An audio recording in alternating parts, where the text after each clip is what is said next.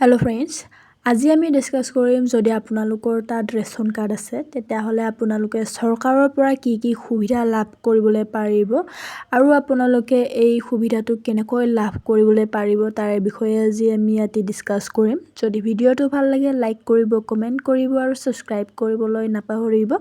আহকচোন আমি আৰম্ভ কৰোঁ কি কি আপোনালোকে সুবিধা লাভ কৰিব পাৰিব। প্ৰথমে আপোনালোকে লাভ কৰিবলৈ পাৰিব চৰকাৰী ঘৰ।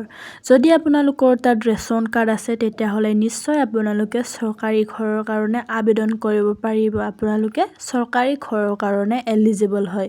আপোনালোকে চৰকাৰী ঘৰৰ কাৰণে আবেদন কৰিব পাৰিব। প্ৰতি বছৰে চৰকাৰী ঘৰৰ কাৰণে আবেদন চলে।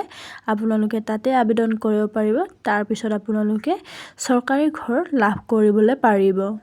এইবাৰ আহিছোঁ আমি ছেকেণ্ড, আপোনাৰ যদি ৰেচন কাৰ্ড আছে তেতিয়াহ'লে আপোনালোকে আয়ুষ্মান কাৰ্ড আবেদন কৰিব পাৰিব।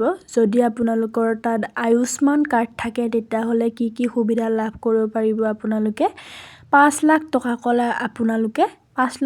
টকাকৈ আপোনালোকে লাভ কৰিব পাৰিব। চিকিৎসাৰ নামত আপোনালোকে চিকিৎসা 5 লাখলৈকে আপোনালোকে ফ্ৰীতে আপোনালোকে চিকিৎসা কৰিবলৈ পাৰিব। আপোনাৰ আয়ুষ্মান কাৰ্ড যদি নাই তেতিয়াহ'লে আপোনালোকে আবেদন কৰি ল'ব পাৰিব, কিন্তু ইয়াতে ৰেচন কাৰ্ড লাগে। যদি ৰেচন কাৰ্ড আছে তেতিয়াহে আপোনালোকে এই আয়ুষ্মান কাৰ্ডটো আবেদন কৰিবলৈ পাৰিব।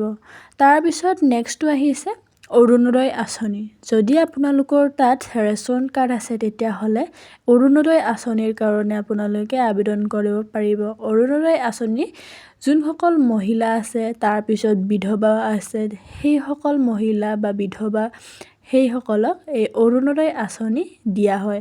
অৰুণোদয় আঁচনিত আপোনালোকে মাহেলী 1250 টকাকৈ লাভ কৰিব পাৰিব।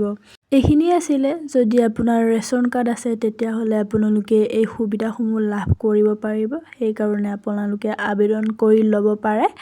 আৰু যদি কিবা ইনফৰমেশ্যন আহে তেতিয়াহ'লে মই আপোনালোকক জনাবলৈ চেষ্টা কৰিম। আজিলৈ এইখিনিয়ে, ধন্যবাদ জনাইছোঁ।